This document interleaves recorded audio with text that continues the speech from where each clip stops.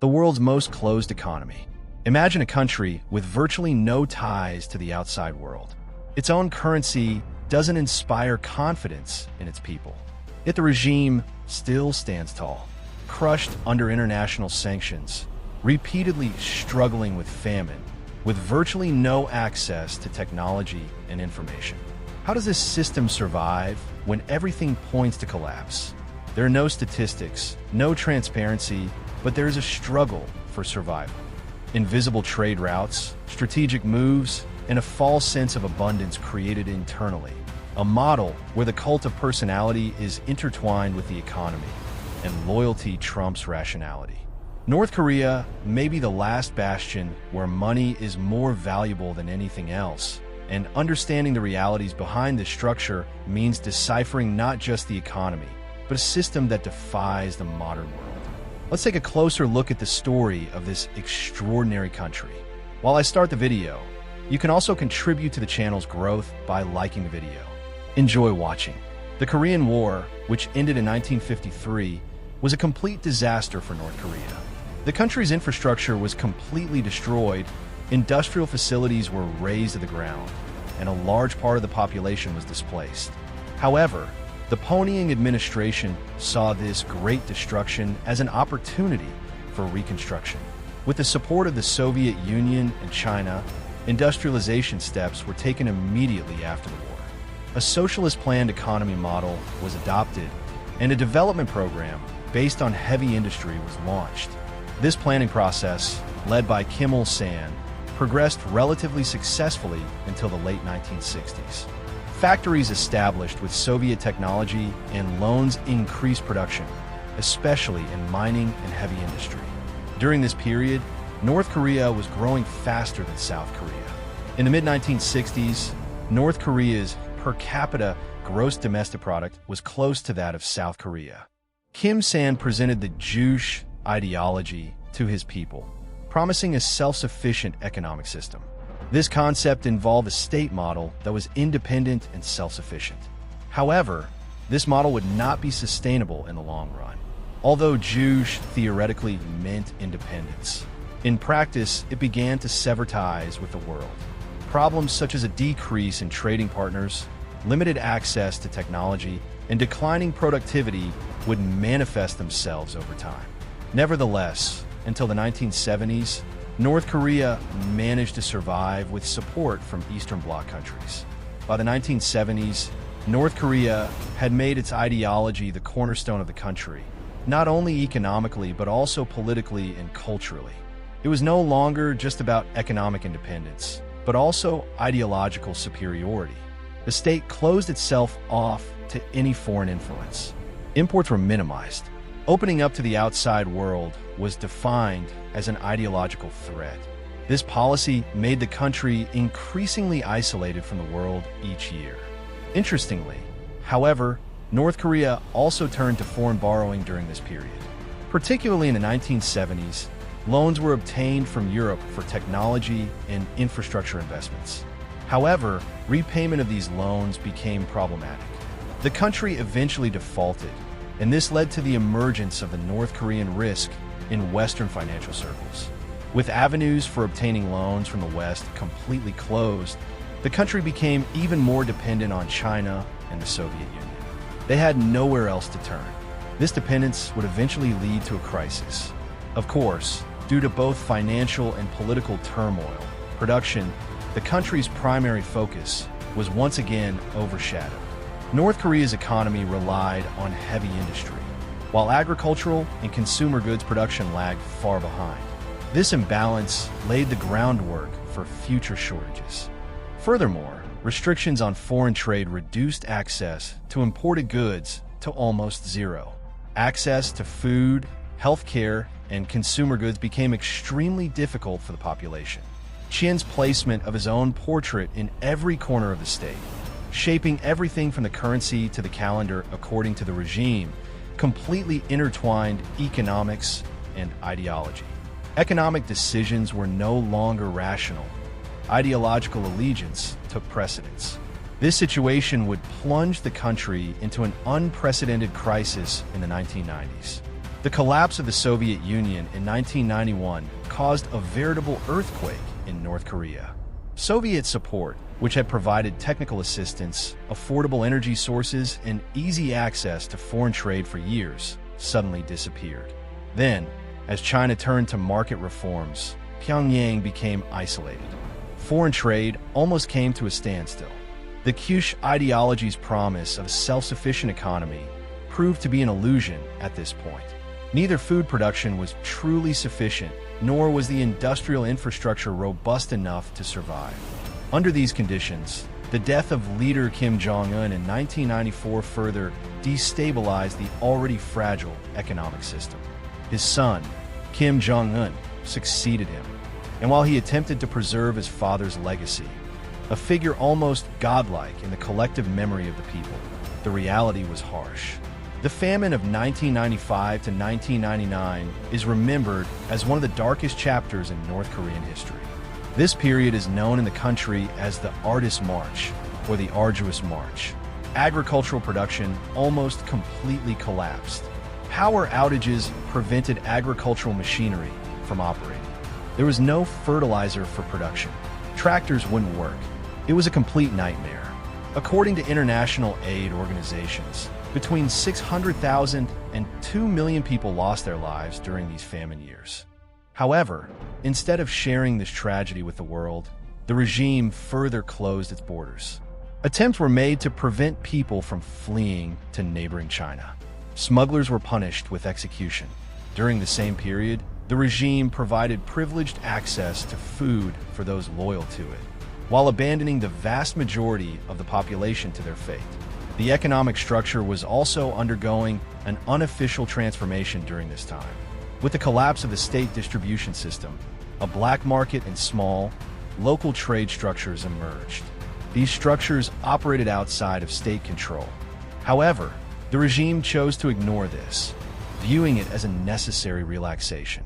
In fact, it was precisely during these years that cracks began to appear in North Korea's planned economy.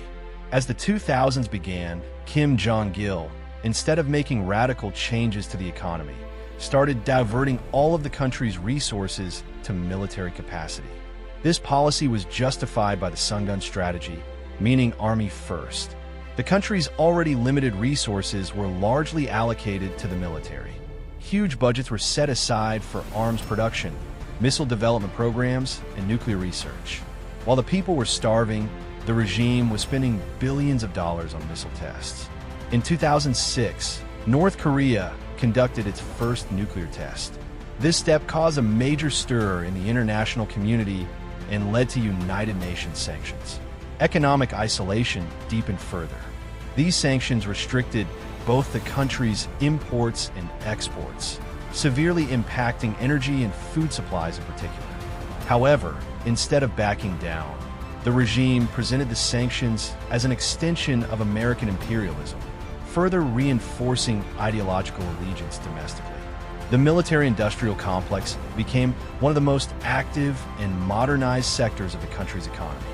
Parts necessary for missile technology were secretly procured from countries such as China, Iran, and Pakistan.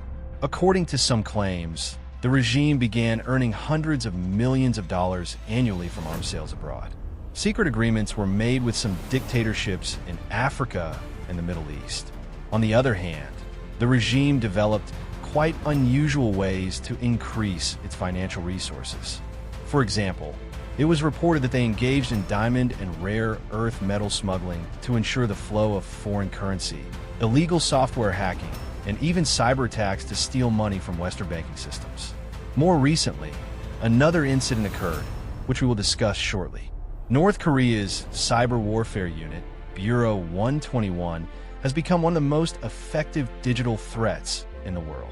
While presenting all these steps as a struggle for independence, the regime increased pressure on the population. Cultural propaganda intensified to prevent questioning of economic failures. The leader's portrait was mandatorily displayed in every home. Economic management was no longer shaped by market rules, but by the regime's need to consolidate its power. By the mid-2000s, the official state economic structure in North Korea had completely collapsed. Central planning could not sustain the distribution of food and basic necessities. A large part of the population was seeking alternative ways to survive. At this point, informal markets, known among the people as jangmadang, or shadow markets, came into play, initially ignored by the regime. These markets gradually became the only place reflecting the country's economic pulse. The first jangmadangs were established by women. Families whose husbands no longer received salaries from state institutions were left to be supported by their wives. Some obtained food from neighboring villages through barter, while others secretly imported goods from regions near the Chinese border. Over time, these markets expanded. Clothing, electronics, soap, rice, and even DVD players became available there. Although officially banned, they were tolerated in exchange for bribes, where only symbolic penalties were applied. These markets eventually grew so large that a very large portion of the country's real money flow began circulating through them. The Chinese yuan or the US dollar became the accepted currency instead of the North Korean yuan, further weakening the state's economic control. In some regions, up to 70% of the population could make a living thanks to these markets. Sometimes, even local regime officials invested in these markets to profit from the system and receive a share of the profits. However, the regime was aware that this system was leading to increasing economic freedom. In 2009, a sudden currency reform nearly wiped out the public's cash reserves. 100 North Korean pounds were instantly converted to one new won. This sparked outrage and even small-scale protests, a rare occurrence in North Korea. The reform failed, further eroding public trust in the state's economic credibility. As a result, the regime reluctantly had to accept the existence of jangmadang, Korean slang for illicit funds. Another interesting development during this period was the smuggling of information. USB drives, documentaries, and South Korean dramas smuggled into areas near the Chinese border, gradually changing the public's worldview. Younger generations, in particular, learned through these illicit sources that a completely different life was possible in the outside world. This exchange of information demonstrated that the shadow economy offered an alternative system, not only materially, but also culturally. Following Kim Jong-un's death in 2011, his son Kim Jong-un, who succeeded him, was a figure of uncertainty in the eyes of both the public and the outside world. He was presented as a younger, more modern-looking leader who had received a Western education. This created a glimmer of hope in the international community. Was North Korea undergoing reforms? In his early years, Kim Jong-un had given some signals of economic reform. He granted farmers the right to sell a certain percentage of their produce. Special production quotas were encouraged. It was announced that special economic zones would be established in some cities for foreign investment. In fact, it was announced that special economic zones would be established in some cities for foreign investors. Luxury housing projects and shopping malls began to be built in Pyongyang. Private businesses and cafes were noticeable on the streets. These were quite important beginnings. However, most of these changes remained limited to the capital and its surroundings, that is, in front of the regime's eyes. Economically, the biggest strategic move that stood out during Kim Jong-un's era was to continue developing nuclear weapons as both a deterrent and a foreign policy tool, while simultaneously aiming for domestic economic development. However, this policy was like a double-edged sword. The sanctions that followed each missile test and nuclear test further undermined the country's chances of opening up to the outside world. After the hydrogen bomb test in 2017 and the verbal war with America, North Korea suffered. You remember they were threatening each other every day. Foreign trade, especially with China, was severely restricted. To circumvent these embargoes, North Korea resorted to methods such as illegal oil transfers by sea, shell companies, and cryptocurrency theft. According to United Nations reports, in 2020 alone, North Korean militants stole approximately $300 million worth of crypto assets. Internally, Kim Jong-un increased cultural control to force the population into greater obedience in the face of these pressures. Watching Western music, films, and TV series face sanctions, including the death penalty, on the grounds of capitalist cultural infiltration. At the same time, luxury hotels, ski resorts, and technology fairs were organized to create an image of visible economic revival. However, all these showcase projects did not affect the broad masses of the population. After 2020, under the pretext of the COVID-19 pandemic, the borders were completely closed. This initiated a period in which North Korea became almost completely isolated from the world, a peak of inward-looking isolation. Although North Korea has historically been one of the most closed countries in the world, the pandemic period transformed this isolation into absolute isolation. When the global spread of COVID-19 began in 2020, Kim Jong-un's regime was one of the first countries to close its borders. Isolation was at its peak. Border crossings with China were completely halted. This decision was ostensibly aimed at protecting public health, but also meant building a wall against external threats for the regime. The economic consequences of this decision were devastating. Of course, North Korea conducted approximately 90% of its foreign trade with China. Cutting off this trade created a severe shortage, especially in essential items such as food, medicine, agricultural machinery, fuel, and even paper products. According to some estimates, imports fell by 80%. Loading and unloading activities at North Korean ports came to a standstill. Due to the contraction in food supplies, the population once again experienced fears similar to the famine years of the 1990s. Limited foreign aid also led the regime to further intensify its repressive mechanisms. Obtaining Chinese goods from the black market was classified as an economic crime punishable by death. Local officials forced the public to make mandatory food donations. It's a joke, but it's true. For example, corn or rice from state farms began to be seen not as a food supply for the people, but as a demonstration of loyalty to the regime and the party. During the same period, Kim Jong-un disappeared from public view. He had vanished. Speculation about the health of the leader, who had not been seen for months, had already spread. However, a few months later, it reappeared in public, weakened. This return was embellished with propaganda themed around resurrection. Perhaps things were getting bloody. That's a mystery. But in reality, the regime was in the midst of a serious economic crisis. According to the United Nations, as of 2022, 10 million people in North Korea lacked regular access to basic foodstuffs. Closed borders were not the regime's only weapon. It also launched an aggressive digital attack strategy. Elite cyber warfare units, such as the Lazarus Group, targeted South Korean banks, cryptocurrency exchanges, and even international pharmaceutical companies. It is thought to have generated over $1.5 billion in revenue between 2020 and 2022. These moves became the most technological front in the regime's new war against financial isolation. If the North Korean regime is still able to survive this period of crisis and isolation, it's not just because of repression and propaganda. The complex network of shadow economies it has built also forms the basis of this resilience. While Kim Jong-un's administration hasn't completely abandoned its traditional centrally planned economy, it has had to adapt to the realities on the ground. For example, although private enterprise was technically prohibited, the regime leased some industrial facilities to private businesses. These businesses paid a fixed tax to the state and organized the rest internally. This system created a model similar to China's double-decker economy approach.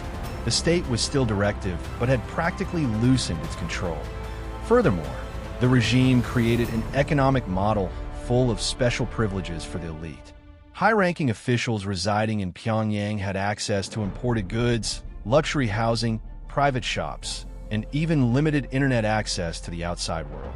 This privileged class was strengthened with economic rewards to increase loyalty to the regime.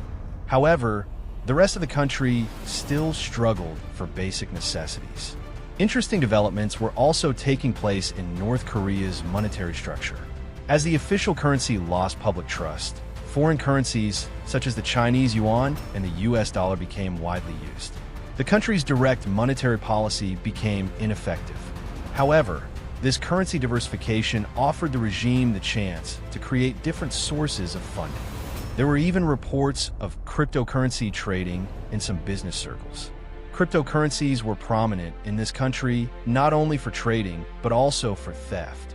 In particular, cryptocurrency thefts played a critical role in financing the country's nuclear and ballistic missile programs. According to Chain Analysis's 2025 Crypto Crime Report, North Korean thieves stole a total of $1.3 billion worth of crypto assets in 47 separate attacks in 2024. This amount represented a 103% increase compared to 2023 and accounted for approximately 60% of crypto thefts worldwide. During this period, North Korea's methods of generating money became increasingly creative. For example, 80% of the wages, foreign currency, earned by North Korean workers sent abroad, especially to Russia, China, and the Middle East, were transferred directly to the state. In addition to skilled personnel, such as construction workers, doctors, and engineers, even agents operating silently abroad with fake passports were tasked with bringing foreign currency into the country. Another limited source of income for the country was its rare natural resources. North Korea is particularly rich in rare earth elements and gold. Some of these minerals are secretly exported through China. The regime's foreign currency reserves are replenished through these means. Kim Jong-un's regime has skillfully manipulated this multi-layered economic structure, preventing the country's complete collapse, at least until now. However, this model is not sustainable indefinitely. As economic pressures increase, the public silence may reach a breaking point. Nevertheless, as always in such situations, the regime attempts to distract the public's attention from internal crises with propaganda about external threats, and it somehow manages to do so successfully. North Korea's continued survival despite its economic and political isolation continues to surprise both the world public and analysts. From an outsider's perspective, it seems impossible for a country shaken by multiple crises, such as international sanctions, natural disasters, pandemics, internal inefficiencies, and technological backwardness to withstand such a long period. However, North Korea has built a system that has managed to survive precisely from these impossibilities. At this point, the regime's survival strategies are not limited to the economy. Political psychology and ideological structure remain among the regime's strongest weapons. Kim Jong-un has elevated the cult of personality within the country to such a level that economic hardship, hunger, or isolation do not tarnish the leader's sanctity in the eyes of the people. Challenges are often presented as attacks by external enemies or a kind of test of the public's patience. The regime's propaganda exaggerates external threats, fueling collective fears among the population and turning these fears into a unifying force. However, despite all these repressive mechanisms, it is undeniable that there is deep decay in the country's economic structure. Infrastructure is largely outdated, agricultural machinery is unusable, and technology is still stuck in the early 2000s. There are major problems with energy production, and much of the country remains in darkness at night. Access to electricity and water is a luxury, especially for those living in rural areas. This increases North Korea's vulnerability in terms of economic sustainability. Yet, many of the crises expected to collapse North Korea have instead propped up the regime by making it even more closed off. For example, when international aid mechanisms were suspended, the regime took more radical decisions, increasing its focus on self-sufficiency. Limited but deep relationships were developed with countries like China and Russia. Contrary to Western expectations, these relationships did not overthrow the regime.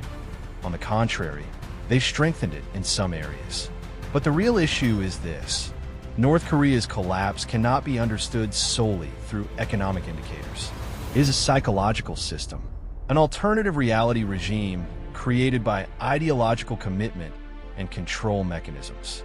The regime's greatest achievement lies precisely here: its ability to manipulate reality and construct a new reality for its people. That's why North Korea is still standing and appears likely to continue existing for some time. Thank you so much for watching the video this far. Goodbye.